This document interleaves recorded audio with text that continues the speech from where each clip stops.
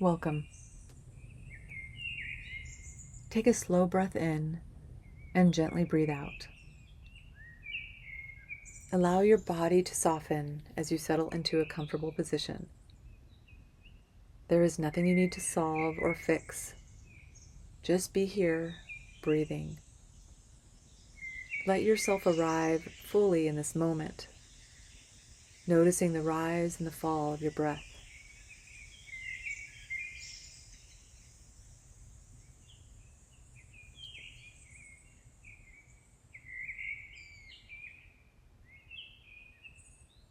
In the first meditation, we questioned a stressful thought. We began to see that our suffering wasn't coming from reality itself. It was coming from the thoughts we believed about reality. Now we're going to go a little deeper. Byron Katie calls this the judge your neighbor exercise. The following questions help us uncover the expectations, the judgments, and fears that live underneath the story. There are no right or wrong answers. The only invitation is to be completely honest with yourself.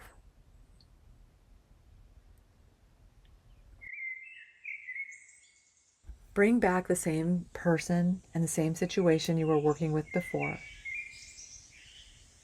See this specific moment as clearly as you can. Notice where you were, and notice what happened. Allow yourself to remember what it felt like, just enough to answer these questions truthfully. You don't need to relive the pain. You only need to witness it with curiosity. Begin with the first question. In this situation, how do I want this person to change? What do I wish they would do differently? What do I wish they would stop doing? How do I want them to behave? Let yourself answer honestly. Don't soften your response or try to sound compassionate. This is not the time to edit. This is the time to become aware of the demands your mind is placing on reality.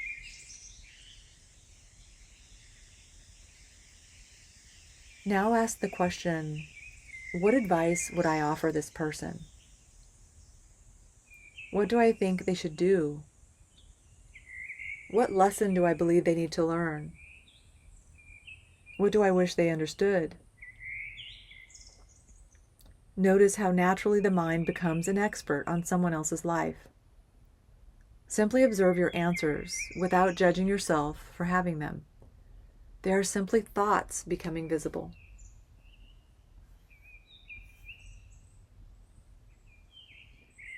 Now ask the third question.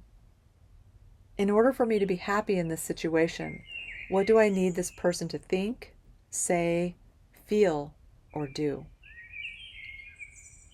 Perhaps you need them to appreciate you, to apologize, to acknowledge your effort, to include you, to understand you, or to love you differently.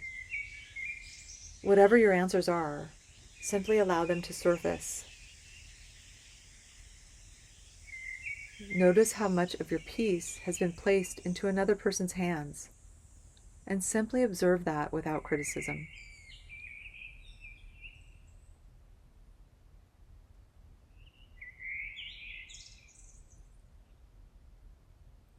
Now ask yourself the fourth question. What do I think of this person in this situation? Make a list. Allow every judgment to come forward. They are selfish. They are inconsiderate. They are controlling. They are immature. They are disrespectful. Whatever the mind is saying, let it speak. This is a safe place to acknowledge every judgment you've been carrying. These thoughts lose their grip when you bring them to the surface.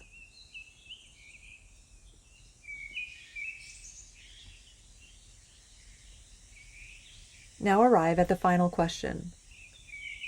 What is it about this situation that I never want to experience again?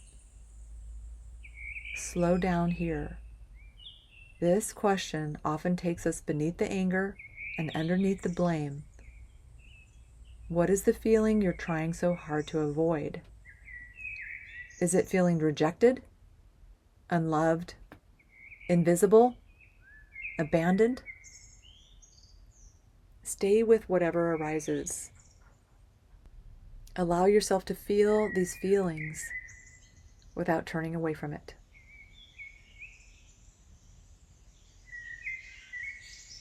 Notice that the deeper hurt often existed long before the situation happened. This experience simply awakened something that was already there. The ego quickly created a story to explain the pain. It blamed someone else. It defended itself. It resisted reality. It believed that if the other person would simply change, the pain would disappear. But the suffering wasn't created by reality. It was created by believing the story about reality.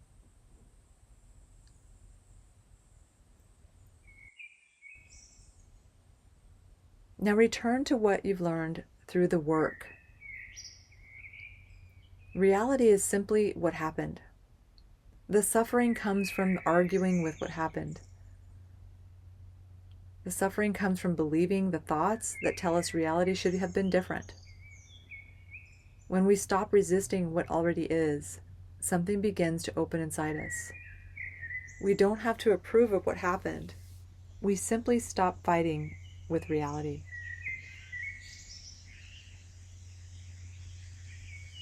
Take another slow breath in and gently breathe out. Imagine setting the entire story down for just a moment.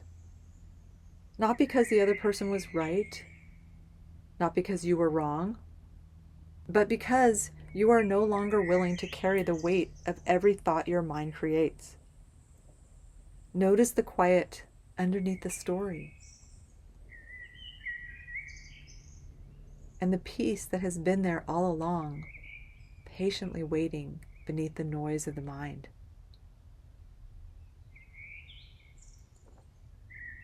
Take one final deep breath in and slowly breathe out. As you continue through your day, remember that every stressful situation is another invitation to become curious instead of controlling, to question instead of react, and to return once again to reality. Peace has never been found in changing another person. Peace is found in seeing clearly, accepting what is, and coming home to yourself.